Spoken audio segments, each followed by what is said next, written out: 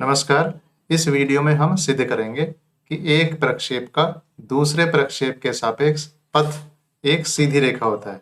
तो इसमें हमें दो प्रक्षेप लेने होंगे। प्रक्षेप के लिए सबसे पहली शर्त है कि हमें ये जानना जरूरी है कि वह किस वेग से किस कोण पर फेंका गया है। तो यहाँ यह मानते हैं कि जो पहला प्रक्षेप है वो u1 वेग से और α1 कोण बनाता हुआ फेंका गया है। मतलब क्षैतिज से जो कोण बना रहा है वो α1 है। या इस तरीके से अगर हमने यहाँ से ऐसे फेंका है तो ये प्रारंभिक वेग इसका कितना हुआ, इसे कह दिया हमने u1, और यहाँ से जो कोण बना रहा है इसे कह दिया α1। दूसरा प्रक्षेप, इसको जो यहाँ से फेंका है वो कितना कोण बना रहा है, उसे हम कह रहे हैं कि यहाँ से α2 कोण बनाते हुए फेंका गया और इसका प्रारंभिक वेग है u2। अब यह देखिए, जो प्रक्षेप है उसमें पूरे प्रक्षेप में इसमें सिर्फ एक ही बल लगेगा, गुरुत्वाकर्षण बल, या कह सकते हैं इसमें त्वरण नीचे की तरफ, ऊर्ध्वाधर नीचे की तरफ होगा और उसका मान होगा g। ऐसे भी इसमें भी त्वरण नीचे की तरफ, हर जगह त्वरण कितना होगा, g नीचे की तरफ। अब हम क्या करते हैं, इसमें वेक्टर विधि या सदिश विधि के लिए हम मान लेते हैं कि x किस तरफ है और y किस तरफ है। तो यहाँ ये क्या है, इसे मानते हैं हम, जो क्षैतिज दिशा है उसे x अक्ष और ये ऊर्ध्वाधर दिशा को y अक्ष मानते हैं। मतलब यहाँ इस तरफ i कैप होगा और इस तरफ j कैप होगा। तो देखते हैं, जो हमारे पास ये प्रारंभिक वेग है इसके दो घटक होंगे। इसे हमने कहा u1, तो ये यहाँ लिखा हुआ है α1।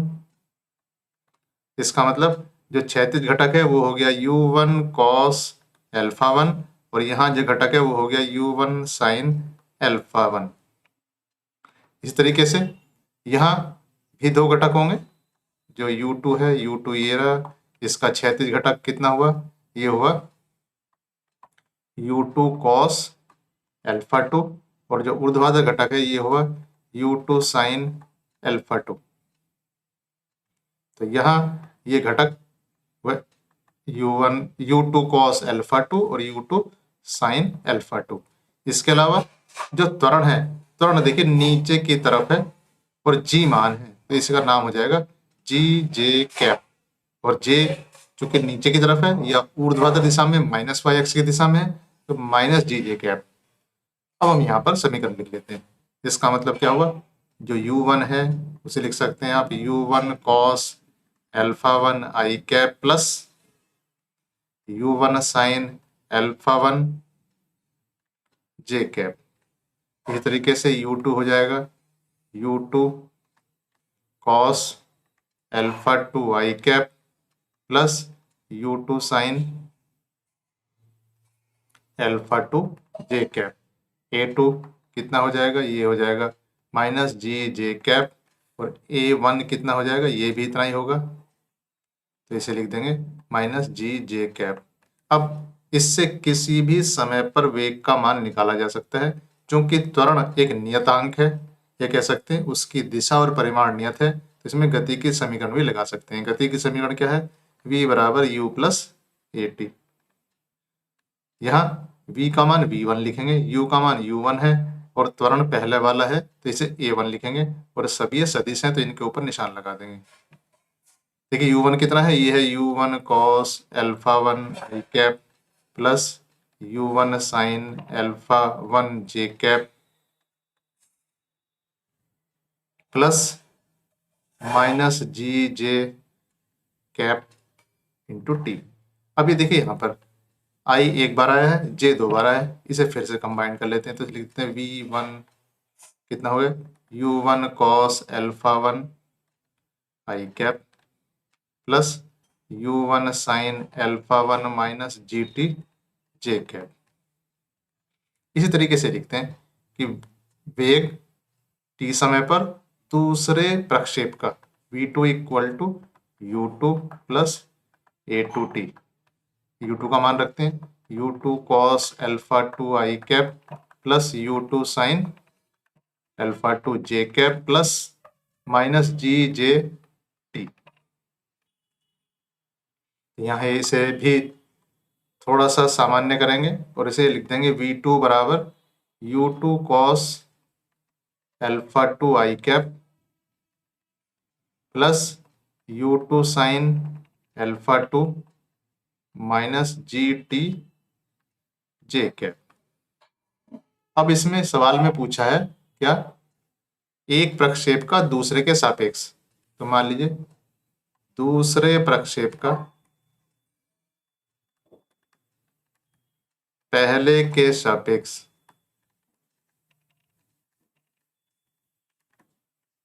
वेग, दूसरे प्रक्षेप का वेग, इसे लिखने का तरीका है दूसरे प्रक्षेप का वेग लिख देंगे पहले के सापेक्ष, तो v21 इक्वल टू कितना हो जाएगा, दूसरे का वेग माइनस पहले का वेग।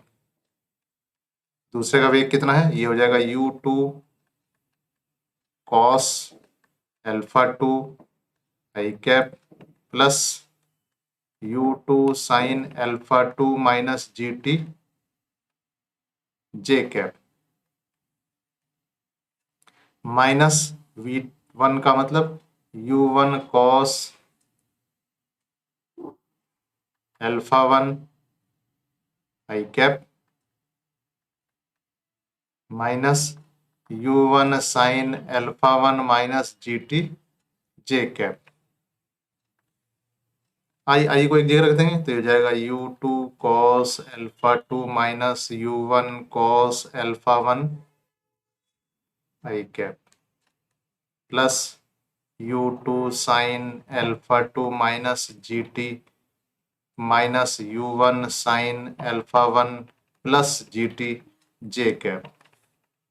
अब ये देखिए जो जी टी है ये दो बार आया हुआ है, एक बार ये माइनस है और एक बार ये प्लस है, इसका मतलब ये यहाँ कट जाता है।